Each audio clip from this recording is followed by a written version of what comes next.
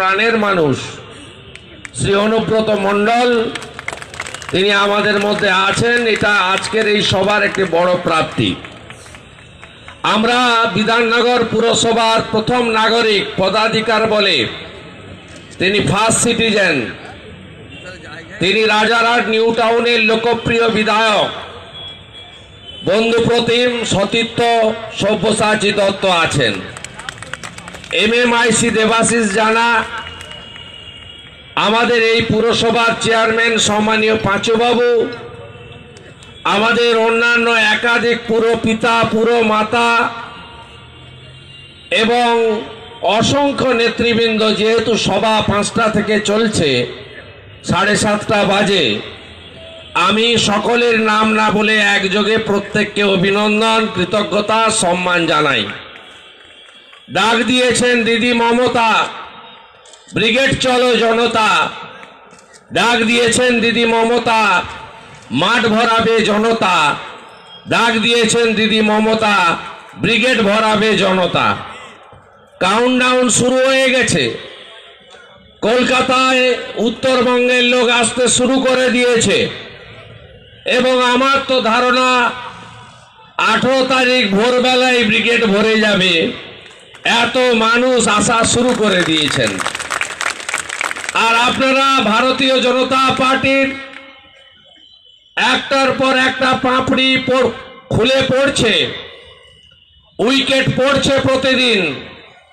আজকেও 24 বছরের মুখ্যমন্ত্রী অরুণাচল প্রদেশের গেগং আপাং বলছে জুমলা পার্টিতে আমি আর নাই, আমি সোজা ব্রিগেডে যাচ্ছি, দিদির সভায় যোগ দেব। মমতা বন্দ্যোপাধ্যায় একজন দূরদৃষ্টি সম্পন্ন নেত্রী। তিনি যেদিন 18 সালের 21শে জুলাই আমাদের ঐতিহাসিক শহীদ সমাবেশে বলেছিলেন 2019 বিজেপি ফিনিশ, 19শে জানুয়ারি ব্রিগেড যাব। যারা বিজেপিকে হারাতে চায়, দেশটাকে বাঁচাতে চায়, দেশের বেকার কৃষক গরিব মানুষকে বাঁচাতে চায়, ক্ষুদ্র ব্যবসায়ীকে বাঁচাতে চায়, তারা সবাই সেদিন ব্রিগেডে আসবে। সেদিন তিনি জানতেন না 5টা রাজ্যের ভোটের ফল কি হবে। কিন্তু আমাদের নেত্রী একজন ভবিষ্যৎ দ্রষ্টা। তিনি বুঝেছিলেন কি হতে যাচ্ছে ডিসেম্বর মাসে। মধ্যপ্রদেশ, ছত্তিশগড়, রাজস্থান, তেলেঙ্গানা, মিজোরাম 5টাতে বিজেপি হারলো। আর 19শে জানুয়ারি ব্রিগেডে বিজেপির মৃত্যু ঘন্টা বাজবে, এটা পরিষ্কার হয়ে গেছে। এই 5টা রাজ্যের ভোট যদি সেমিফাইনাল হয়, তাহলে ফাইনাল 19 সাল। ভারতীয় জনতা পার্টির আর কোনো চান্স নাই।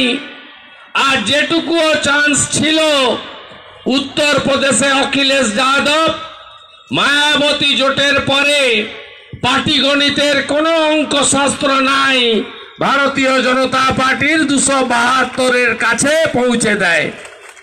তাই গেম ওভার। এবারে আমাদের লড়াই কি? আমাদের লড়াই আমরা বাঙালি। নিশ্চয়ই আমরা আগে ভারতীয়, তারপরে বাঙালি।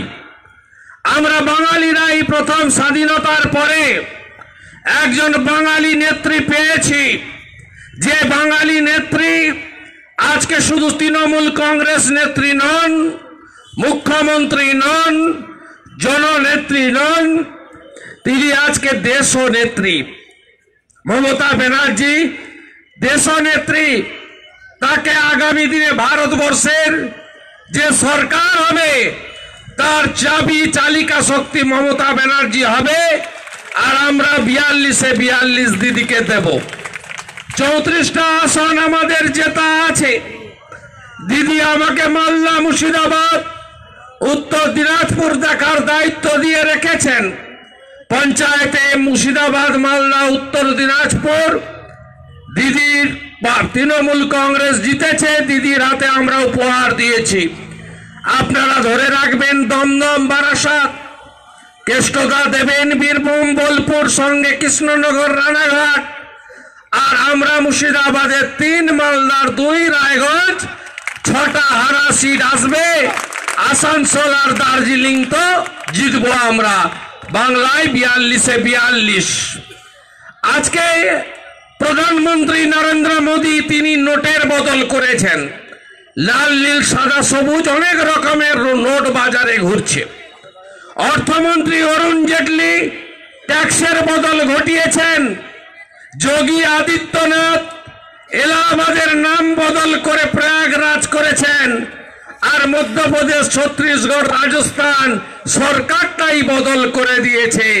আমরা দেখেছি ইস্তাহারে ছিল বছরে 2 কোটি চাকরি, 15 লক্ষ টাকা করে প্রত্যেকের অ্যাকাউন্ট, কালো টাকা বিদেশ থেকে আনা, দেশকে সুশাসন দেওয়া, আজকে দিনের গল্প। আর কি বলতো বিজেপির লোকেরা? সবকা সাথ সবকা বিকাশ। আর আমরা কি দেখলাম? নীরব মোদী কা সাথ বিজেপি কা বিকাশ। 1160 কোটি টাকার দিল্লিতে পার্টি অফিস বানিয়েছে 7 স্টার। আর নীরব মোদী আপনার আমার পিএনবিতে লেখা 11,500 কোটি টাকা ঝেড়ে দিয়ে লন্ডনে বসে আছেন বিজয় মালিয়াকে সঙ্গে নিয়ে, মেহুল চেস্কুকে সঙ্গে নিয়ে। 1 টাকাও উদ্ধার করতে পারেনি এ সরকার। এই সরকারের নোটবন্দি 0 ফেল, এই সরকারের জিএসটি ফেল, এই সরকারের মেক ইন ইন্ডিয়া ফেল, এই সরকারের স্টার্ট আপ ইন্ডিয়া ফেল, এই সরকারের স্বচ্ছ ভারত ফেল, এই সরকারের সব ফেল। তাই তো বিজেপি রাজস্থান, মধ্যপ্রদেশ, ছত্তিশগড়ে ফেল, আর বাংলাতেও ফেল করবে, ভারতবর্ষেও ফেল করবে। এই দিনের অপেক্ষায় আমরা আছি। বিজেপি জিতলে জনগণ কি পায়? উত্তরপ্রদেশে বিজেপি জিতলো, ত্রিপুরাতে বিজেপি জিতলো, ছোট পুরসভার মতো একটা রাজ্য হলেও। সেখানে কি পেলেন আপনারা? পেলেন আপনারা যে খাওয়ার জিরার জিএসটি কত 14%, আর হীরের জিএসটি কত 4%, সোনার বিস্কুটের জিএসটি কত 13%, খাওয়ার বিস্কুটের জিএসটি কত 3%, পেট্রোলের লিটার 90 ছুঁই ছুঁই, ডিজেলের লিটার 80 ছুঁই ছুঁই। আর বিজেপি হারলে কি হয়? মধ্যপ্রদেশ, ছত্তিশগড়, রাজস্থানে যেই হেরেছে জিএসটির রেট কম, আর পেট্রোল ডিজেল রান্নার দেশের দাম কমতে শুরু করেছে। তাই 19 সালে বিজেপিকে হারালে আপনার নিত্য প্রয়োজনীয় জিনিসের নাম হাতের মুঠায় আসবে। তাই বিজেপিকে হারাতে হবে।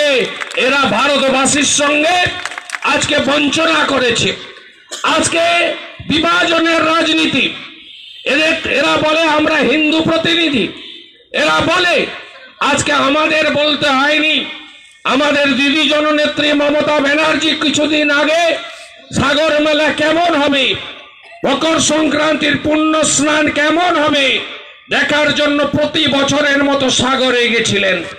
তিনি একজন নিষ্ঠাবান, ধর্ম মানা আমাদের জননেত্রী মানবী। তিনি কপিল মুনির আশ্রমে পুজো দিতে গেছিলেন। আমাদের নেত্রীকে কিছু বলতে হয়নি। কপিল মুনি আশ্রমের প্রধান মহন্ত জ্ঞানদাস মহান্ত দিদিকে দাঁড় করিয়ে রেখে কি বললেন? প্রেসকে বললেন ভারতীয় জনতা পার্টি সন্ত সমাজের সঙ্গে বিশ্বাসঘাতকতা করেছে। তিনি কি বললেন? যে ভগবান পুরুষোত্তম রামচন্দ্র মহারাজ তাকে বিজেপি ভোট এলে পোলিং এজেন্ট বানিয়ে দেয়। রাম মন্দিরের কথা ভোট এলে মনে পড়ে, অন্য সময়ে মনে পড়ে না। আমাদের নেত্রী শিখিয়েছেন। নেত্রী যখন রেলমন্ত্রী, গঙ্গাসাগরে বকরে 40 জোড়া ট্রেন, আজমিরে উরুস হলে 40 জোড়া ট্রেন। আমাদের নেত্রী শিখিয়েছেন ধর্ম আমার, ধর্ম তোমার, উৎসব সবার। তৃণমূল কংগ্রেসের টি মানে টেম্পল, এম মানে মক্স, সি মানে চার্চ। তৃণমূল কংগ্রেস এই নীতিতে বিশ্বাস করে। আমি শুভেন্দু অধিকারী, ব্রাহ্মণবাড়ির ছেলে, স্নান করে গায়ত্রী সূর্য প্রণাম করে বেরোই। এটা আমার ব্যক্তিগত আস্থার জায়গা। আর আমি যখন শুভেন্দু দিদির মন্ত্রিসভার সদস্য, আমার একটাই ধর্ম, মানব ধর্ম। গরিবকে সাহায্য করো, বেকারকে কাজ দাও, মানুষকে ভালো রাখো, এটাই হলো তৃণমূল কংগ্রেসের নীতি। ভারতবর্ষের যে ঐতিহ্য, নানা ভাষা, নানা মত, নানা পরিধান, বিবিধের মাঝে দেখো মিলন মহান, এ কাজটাই